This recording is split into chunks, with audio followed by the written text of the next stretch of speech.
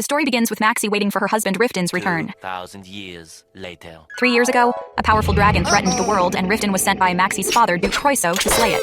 Now Riften's returning as a hero, and the Duke hits Maxie, yelling no man would want her for a wife. He orders her to save her marriage with Riften because a divorce would bring shame to his name. Then Riften arrives. He seems cold and angry, and Maxie has a flashback to her wedding night. Flashback. Maxie scared and confused. Riften thinks Maxie's repulsed by him. All in all, pretty horrible.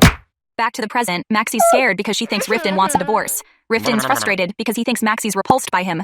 To Maxie's surprise, Riften takes her to his land Anatol. On the way, Maxie thinks about the rumors about how the royal princess is to be married to Riften. Riften's frustrated because he thinks Maxie's repulsed by him. Suddenly, ogres attack them. Maxie sees an ogre get sliced up, vomits, and faints. When Maxie comes to, she's in a small inn completely naked. Riften, incredibly embarrassed, explains Maxie wasn't able to breathe because of her strange underwear. Maxie is humiliated because her nursemaid had convinced her to wear them in order to please Riften.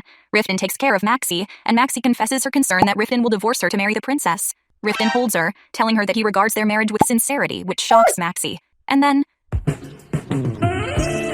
this time, it was none too bad at all. When Maxie finally arrives at Anatol, Riften gets angry because his castle hasn't been prettied up for Maxie. So he asks Maxie to take on the job of home improvement, saying he'll give her as much money as she needs. Then they take a bath together. Nope. Not this time. Maxie fell asleep.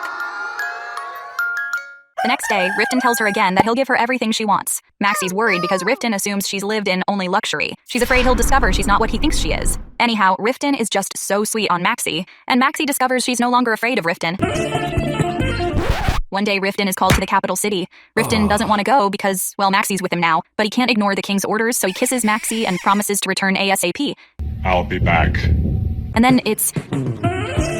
After Riften leaves, Maxie seriously struggles with her home improvement task. Riften's mage Ruth saves her, teaching her much about money and worldly things. The two strike up an unlikely mentor-student relationship. Maxie also meets two young squires, fanboying Riften. They're like two happy puppies, so Maxie opens up and finds herself gaining confidence in talking to other people. Then, Ruth helps Maxie do something about a big dead oak tree in the castle grounds. Ruth uses magic to attempt reviving it, and while he does that, magic powers are absorbed by Maxie, meaning she might be able to become a mage. Ruth compliments her, disguised as an insult. You're quite interesting. Suddenly, there is an unwanted visitor at the castle. A man with a whole troop demands to be let in. Maxie bravely steps up as the lady of the castle, denying the vile man's entry. But this scumbag insults Maxie for her stutter and begins attacking the castle gate.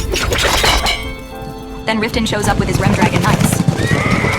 At once, the scumbag surrenders, but Riften is about to kill him anyways when Ruth points out to Riften he shouldn't kill in front of Maxie. Riften is furious. Maxie is there. He immediately takes Maxie inside the castle. Maxie is terrified and thinks Riften will strike her. But now that the fighting is over, it's time for passion. Riften asks Ruth to create a magical device to protect the castle. Just do it! Okay. Ruth, who is brilliant but lazy, guilts Maxie into helping him. Help! He teaches Maxie all about magic and lets her in on some secrets about Riften's past. Riften showers Maxie with gifts, including a beautiful horse. While riding together, they even start to open up emotionally. Maxie admits to Riften that the thing she hates the most is herself. She still doesn't understand what a guy as awesome as Riften sees in her. Then Riften has to leave again. I'll be back. This time on a monster raid. The minute he leaves, werewolves attack Anatol. Ruth rushes to help the injured villagers and brings Maxie along. She is so impressed with his healing magic that she decides to learn it to help. Riften comes back from hunting monsters, and now it's time for... Then Maxie and Riften hold a celebratory feast for all the Remdragon knights. Maxie is anxious since she knows the knights hate her father. But Maxie's squire friends try to help her loosen up. Maxie drinks, and drinks, and drinks. And all of the knights are impressed. Wow! Riften finds her later, totally wasted, and takes care of her. In the meanwhile, Maxie continues magical studies with Ruth. But Riften notices that she's spending a lot of time with Ruth, and he gets jealous. Maxie quickly tells him she's not into sarcastic nerds. She's into him. But Riften finds out Maxie is actually studying to practice magic, and freaks out. Maxie explains that she wants to be more helpful. Riften says he doesn't need her help. Nope. This upsets Maxie, so Riften reluctantly agrees that knowing some healing and defensive spells wouldn't hurt. With time and hard work, Maxie is able to activate her powers. Ruth decides that she should test her healing magic on Remdragon knights, since they get injured all the time. But when she goes to them, she's treated with scorn, and one night, Ursuline insults her right to her face. Luckily, Riften overhears, and he puts a fist in Ursuline's face. Riften feels terrible that Maxie was mistreated by his own knight. Maxie feels terrible that she's bringing shame to Riften. Later, Ruth tells Maxie the real reason Ursuline is being such a jerk is because he wanted Riften to marry Princess Agnes, not Maxie. Maxie is determined to work harder, practicing healing and speaking. She wants Riften to be proud that he married her. Nothing could possibly ruin her plan until an unexpected visitor arrives at the castle. And it's Princess Agnes! Maxie's secret rival, visiting Calip's castle. At the welcome feast, Agnes surprises Maxie by laughing, talking, drinking, and eating just like the knights. Agnes asks Riften if he can give her a tour of Anatole the next day. Oh no! But Maxie doesn't want this beautiful woman spending time with Riften, so she insists on being her guide. After the feast, Maxie is totally wasted, and Riften brings her to their bedroom. Maxie tries to initiate some sexy times, but Riften turns her down because she's drunk. The next day, Agnes asks Maxie to call her by her name instead of Your Highness. She wants to be seen as herself, rather than just a princess. Hey! Maxie finds out she isn't your typical noble lady because she's just so free. Hey! When they return from the tour, Riften calls a meeting with the knights. Agnes goes with them, offering to help. Maxie feels anxious again. That night, Maxie and Riften have a cute conversation where Maxie voices her jealousy of the princess, and Riften says, You like Ruth, but you don't want to sleep with him. which Maxie agrees with 100%. Later, Maxie finds out that Agnes is going to stay to help Riften with construction in Anatole. Maxie offers to help as well as a healer, but Riften turns her down. This upsets Maxie, because Riften doesn't consider her a comrade he can share his troubles with. Construction begins and everyone except Maxie is there to help. Suddenly, wyverns attack the construction site and many people are injured. Maxie is worried about Riften, so she immediately goes to the site. She sees the wounded and starts using healing magic. The Squire Ulyssean begs her to go back to safety, but she is determined to help. But just then, a huge wyvern attacks the camp. Maxie tries to run, but she has used too much magic, depleting her mana. She faints. When Maxie awakes, she's safely back in the castle and Riften is furious. Maxie is confused because Riften is so emotional. He begs Maxie not to worry him again. Maxie suddenly feels like he's trying to limit her. Maxie heals and Agnes convinces Riften to take them both to the spring festival. Maxie is having lots of fun with Agnes, but then notices some women trying to flirt with Riften. Maxie angrily tells the women to stay the hell away from her man. For some reason, Riften seems sheepish and pleased, which annoys the hell out of Maxie. So she ditches Riften to go off dancing.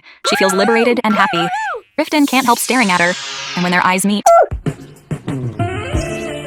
Then Agnes leaves. Before taking off, she tells Maxie that she has exceptional talent and could even join Riften in battle as a mage someday. Wow! One day, terrifying news of monsters reaches the Calip's castle. Maxie resumes magical studies with Ruth, and with her renewed self-confidence, she initiates it. Then, war really breaks out, and Riften sends some of his knights, led by Ursulin and Ruth. Maxie still insists on helping Riften with healing magic.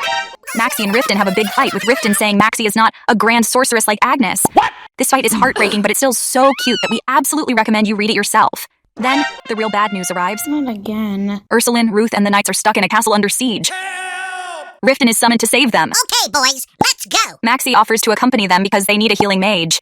Riften says it's out of the question, but Maxie convinces Heberon to persuade him. Come on. Heberon and the knights suggest if Maxie succeeds in blocking an attack with a magic shield, Riften should let her join. Riften reluctantly agrees. Maxie proves she can do defensive magic, so Riften agrees she accompany the Remdragon Knights as a mage. They ride out immediately to rescue their friends. Riften is cold and distant because he's pissed and worried for Maxie. So Maxie toughs out the unfamiliar hardship of the soldier life. Oh, gross! Then harpies attack. Then drakes attack. A knight is wounded and Maxie is able to heal him, but Riften is still treating her coldly. Then goblins attack. Maxie uses her magic to save everyone, but the group gets separated. Uh-oh. Then more goblins attack, spooking Maxie's horse. Maxie is alone and hopelessly lost in a forest. In the forest, Maxie is almost killed by a monster when Riften suddenly appears and saves her. Maxie cries as Riften confesses how worried he was about her. The two travel to meet the rest of the knights and they almost... But then it starts raining. Riften tells Maxie a little bit about his past. The sad story of his mother who was abandoned by the knight she loved.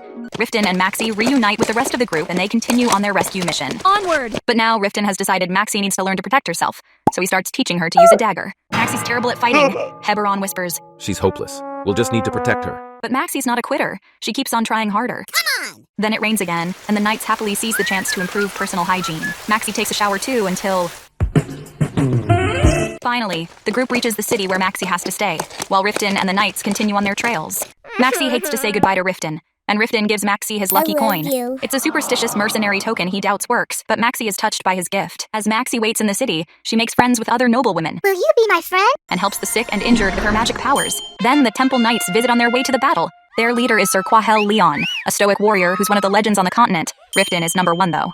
Maxie asks Quahel to bring Riften a letter, since she misses him so much, and he agrees. Yeah, okay. But they receive news that the war is going to last longer, and Maxie decides she can't wait anymore. So she and her friend Idsilla disguise themselves and sneak to the battlefield. On the journey, they are attacked by trolls, but Quahel saves them. He recognizes Maxie's true identity but agrees not to expose her. Maybe he's into her? Arriving at the camp, Maxie runs into another familiar face. It's Ruth. Hey! Ruth is so shocked to see Maxie there, he literally falls down. Maxie pleads to Ruth so she can stay hidden from Riften. Okay. But one day, Maxie comes upon Riften bathing in a river. She tries to keep up her disguise, but Riften's Maxi radar detects her presence. He pulls down her hood and is stunned. Riften is furious that Maxi came all the way to the battlefield and put herself in danger. But she tells him all she wants is to be by his side. Now they're about to have the long-awaited... until suddenly they are interrupted by Princess Agnes. Well, hello there. Agnes offers Maxi a job as a mage healer in the war, so she can stay there and be with Riften. This makes Riften even more angry, because he wants Maxi to go home and be safe. But Maxi takes the job anyway. Everyone works hard to get ready for the next battle. One day, one of the knights from another kingdom tries to flirt with Maxi. Ew, nasty. Maxi turns him down, and he insults her, until Riften catches him and almost slices his throat. The princess stops them from fighting, but the man's cruel words make Maxi feel ashamed. She confesses she's worried Riften hates her, because she followed him against his wishes. Riften is shocked, and says that he can never hate her. He just wants her to be safe and away from danger. Finally, the two talk about their feelings, which leads to... But suddenly, battle breaks out. And Riften had to rush to the fight. While he's gone, ghouls attack from below the city. The danger is so dire that Ulysses and Garrow sneak Maxi out to safety. Hurry, let's go! But Maxi doesn't want to abandon everyone. Nope. She wants to turn back until monsters attack and separate her from the squires. Then Maxi comes up with the idea to create a rock slide to save the castle. She uses magic to collapse the rock, crushing the monster army below. But she uses so much mana that she is deeply injured. Ulysses and Garrow rush her back to the city to get healed. When Maxi wakes up again, she finds out she nearly died. Riften went crazy at the thought of her dying, and now things are tense between them. But Agnes tells Maxi that she is a hero. Thanks to her, the monster army is retreating. The war is theirs. Yay! Then Maxi goes to the capital with Agnes to be healed by the best mages. But when she leaves, Riften doesn't even say goodbye. Maxi meets the king and finally starts to recover. But she is heartbroken over Riften's coldness.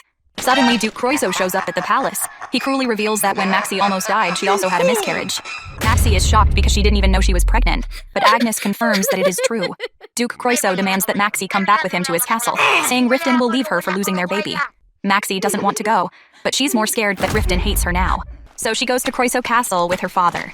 There, she meets her sister Rosetta, who scolds Maxi for not being strong enough. Maxi is locked up in her room, and she loses the will to live. Then Riften comes to visit. Maxi yearns to have one last look at him even if he wants a divorce. But her father turns Riften away. Desperate, Maxi tries to escape, but her father catches her. I've got you. The Duke starts beating her for not following his orders, when suddenly Riften bursts in. Maxi, stripped and beaten, is mortified that Riften is seeing her like this. Riften can't believe what is happening in front of him. The Duke tells Riften he is just punishing Maxi for her behavior. Riften calmly says, Okay. and beats the shit out of him. Before he goes, Riften declares war on Duke Croiso for what he did to Maxi. I will kill you. They stop at an inn. Maxi is mortified that Riften found out about her years of abuse. Now, this part of the story is so good we can't even begin to describe it. Please read the novel. Maxi and Riften return safely to Anatole. Then Princess Agnes arrives to tell Riften that the king has forbidden him from fighting Duke Croiso. Riften is stubborn and won't listen to them. But then an unexpected visitor arrives, Rosetta. Rosetta reveals that she's the one who helped Riften rescue Maxi, and in return she asks him to call off the war. Riften is forced to agree. With the war called off, Riften spends all his time with Maxi, but he's treating her like a porcelain doll, afraid to hurt her. Maxi hates being treated like that and seduces him. Go, Maxi! But Duke Croiso still has evil plans up his sleeve. He demands a trial to get Riften's knighthood taken away. This would make him lose the Remdragon Knights, Anatole, everything. Riften doesn't care and only wants to be with Maxi, but Maxi feels guilty. Until Agnes comes up with a plan. If Maxi studies at the Mage Tower, the mages will protect her and Riften won't lose his knighthood. You're a wizard, Harry. Maxi agrees to the plan, but when Riften finds out, he's furious. No! If Maxi goes to the Mage Tower, they will be separated for 3 years. What? He begs Maxi not to go. Please. He wants to give up everything for her, but Maxi says the only way she can stop hating herself is if she does this and is able to change. I'm sorry. Devastated, Riften says if Maxi leaves, things are over between them. He won't wait for her. Maxi is heartbroken, but doesn't change her mind. Okay, bye. Just as her ship sails over the horizon, Riften runs out onto the dock. He wanted to tell Maxi that he lied. He will wait for her because he loves her, but he's too late. Enjoy the recap, like and comment to let us know, and subscribe to our channel for more content. And as always, be sure to read the official Under the Oak Tree from Amazon to support the author.